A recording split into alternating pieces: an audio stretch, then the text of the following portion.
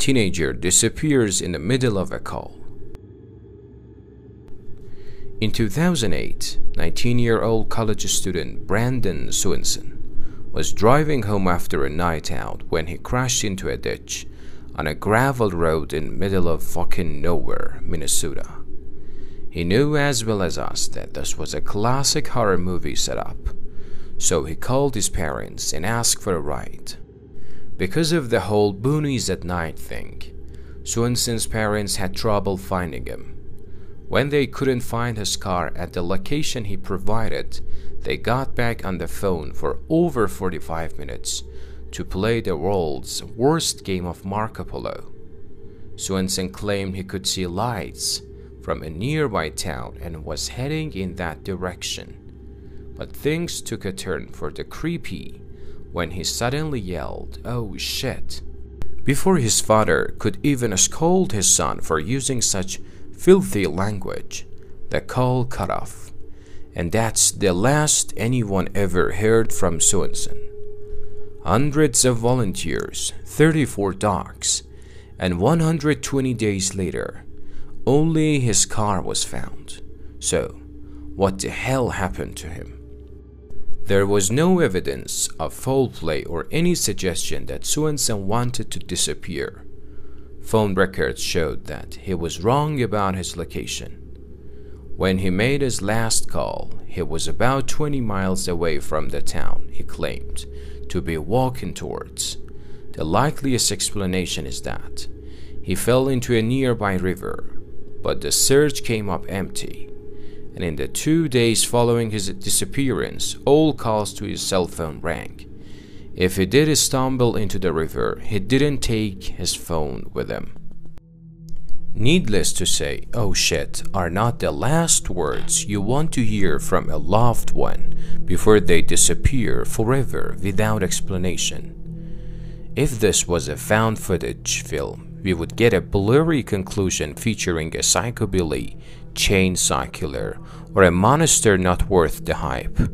But in real life, people don't actually keep their camera on when they are scared, so we may never know what was oh shit worthy.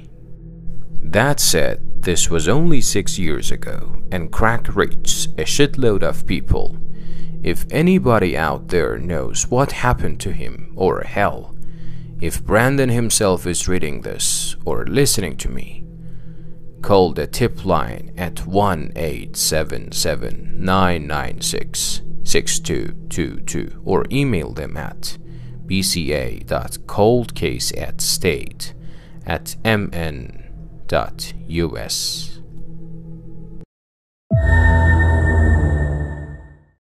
A few years ago, my brother would get a call on his cell phone around 2 or 3 a.m. every night. He would answer, and it was this hellish sounding noise, like static mixed with the screams. He changed his cell number after a month of this and it stopped. Then after a week or so it began again. The exact same noise, exact same time. Finally, one day he decided to back dial the call. It was an old man that had no clue what he was talking about. Still, the calls persisted. If it didn't answer, it would call a few more times. No messages were left. He decided to say screw it, ended his contract with his phone company, switched to a new one, and then got another new number. You guessed it. The screaming static calls continued after a short delay. By this time, he was terrified every night, unsure why this was happening. He back-dialed the number again and got a different person. Around this time, he lost his job on his phone. The calls stopped, of course. His phone was disconnected now. So, one day, my mom asks me to listen to this weird message she got on our home phone. It was the static screaming. We showed my brother and he was freaking out. He back-dialed the number again and it said the number was disconnected this time. Never heard from it again after that.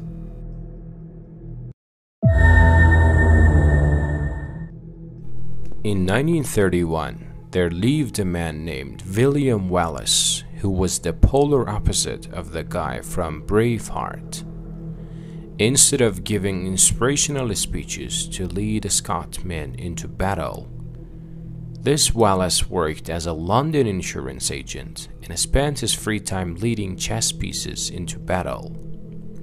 One night, Wallace showed up for a chess club meeting and found a telephone message waiting. The message was from R.M. Coultrue, which could only be more fake if it was P.S. Udinum. This Coultrue wanted to meet at 7:30 the following night, so he could purchase a policy. Since phone messages left at cafes were apparently the 1930s equivalent of Craigslist, Wallace hoped on a streetcar the next night and traveled across town. He discovered that the address Coultrue provided didn't exist, so he headed back home, probably convinced that he was the victim of a dumb prank by the 1930s, equivalent of 4chan. But when he got home, he found his wife's body.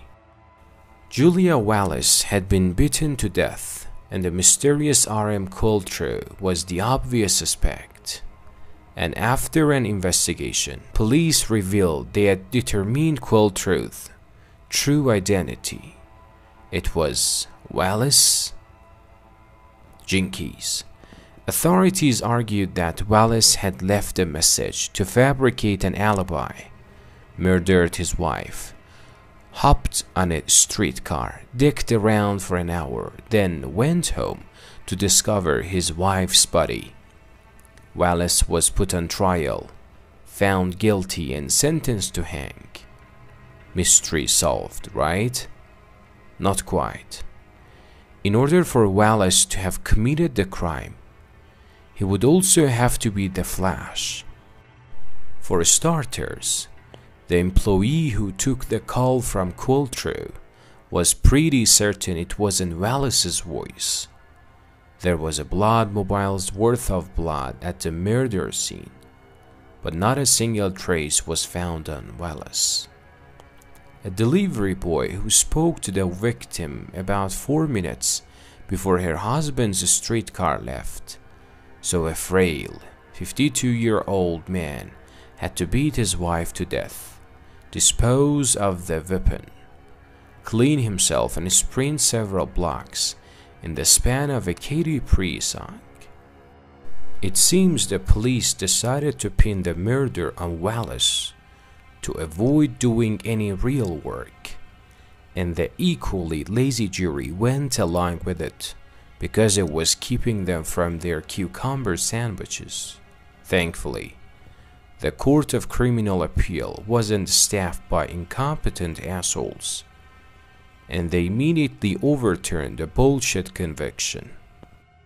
Coultrue was never identified. The prime suspect was a former employee of Wallace's insurance firm who allegedly asked his wife to provide him with a fake alibi and was seen wearing bloody gloves and hosing down his car on the night of the murder, which some might call suspicious.